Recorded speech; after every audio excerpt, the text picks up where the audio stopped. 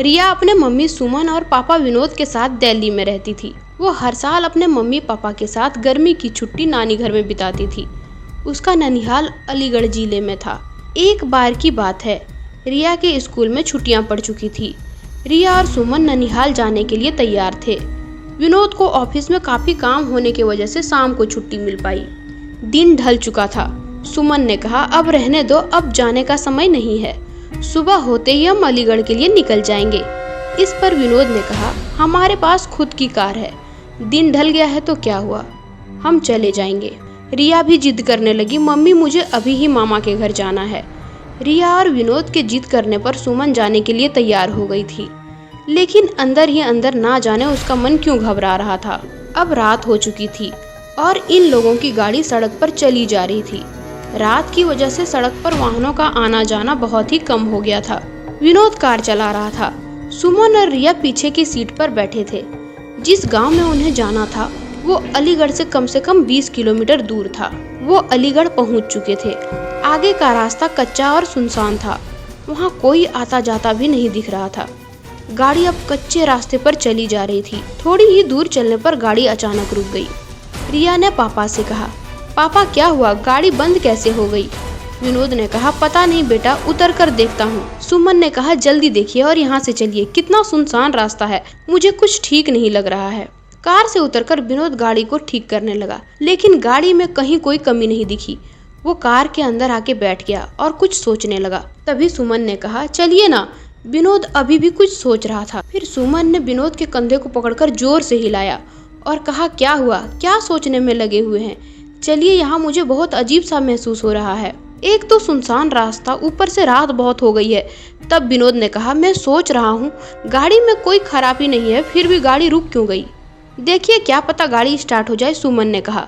तब विनोद ने गाड़ी स्टार्ट करने के लिए चाबी घुमाई और गाड़ी स्टार्ट हो गई। अब कार दोबारा उस रास्ते के अंधेरे को चीरते हुए आगे बढ़ने लगी। अभी थोड़ी ही दूर कार चली थी कि रिया जोर से चिल्लाई, मम्मी। एकदम से विनोद ने कार को रोका और पूछा, क्या हुआ रिया, इतना जोर से क्यों चिल्ला रही हो? इस पर रिया ने कहा, पापा मुझे ऐसा लगा जैसे हमारे कार के नीचे एक आदमी और एक औरत आ गए हैं। विनोद ने कहा, नहीं बेटा, ऐसा कुछ नहीं है। अगर वो औरत आदमी हमारे कार के नीचे आ जाता तो हमें भी पता चलता, और वैसे भी रात बहुत हो गई है, मुझे नहीं लगता है ऐसे में इस रास्ते में हमारे अलावा कोई और होगा।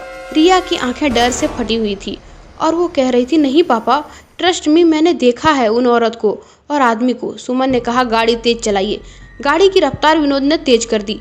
तभी कार के शीशे में विनोद को एक डरावना चेहरा दिखाई दिया। उस डरावने चेहरे को देखते ही विनोद का हाथ स्टीयरिंग से छूटा और गाड़ी का बैलेंस बिगड़ गया, और बिगड़ने की वजह से गाड़ी इधर उधर चलने लगी। जैसे तैसे करके विनोद ने अपने आप को और गाड़ी को संभाला।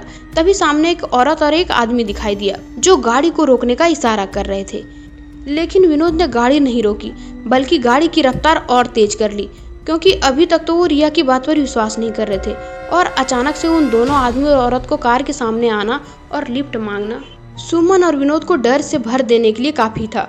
विनोद तो पसीने से लथपथ गाड़ी को अंधाधुंध रफ्तार में भगाए जा रहा था। तभी ये क्या, वो औरत और आदमी जिनको विनोद ने पीछे छोड़ा था फिर सामने खड़े थे और गाड़ी को रोकने का इशारा कर रहे थे। अब तो इन तीनों की जान मुंह में आ गई थी।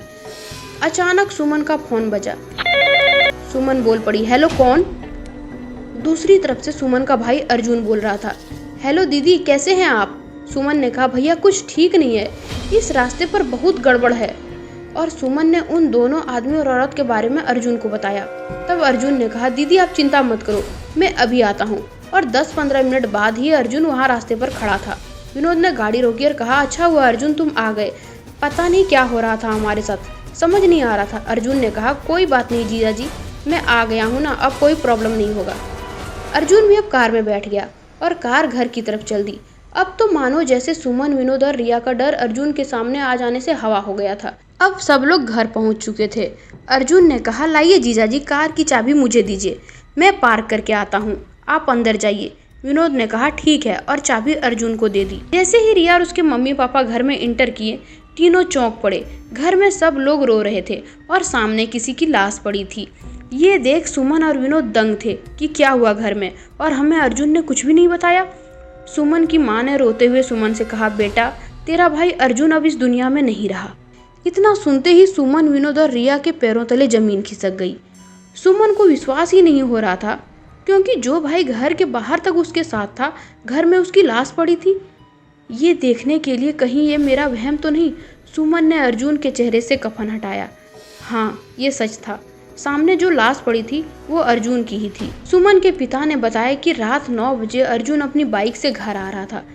तभी उसकी बाइक को एक ट्रक ने जोरदार टक्कर मारी, जिसकी वजह से उसके सर में चोट आ गई और वहीं पे उसकी मौत हो गई और अर्जुन मर गया। अगर अर्जुन मर चुका था तो जो बाहर था वो कौन था?